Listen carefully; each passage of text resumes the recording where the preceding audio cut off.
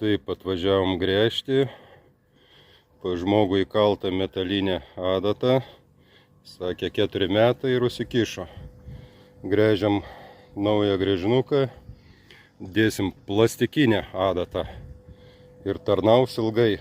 Nes metalinė jinai kaip ant arbatinuko. Geležies, jeigu yra kalcio vandenyje, tai jie apkimba aplink adatinę adatą, nerūdėjančio plieno tinklelį ir užsikemša.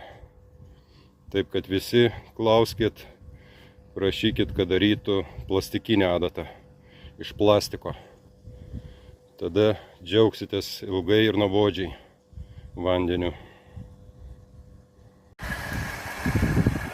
Kągi, gręžinuką turim, 9 metrai, Panevėžio rajonas.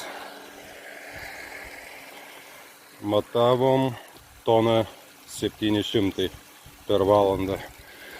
32 šlangą, štai tai bėga.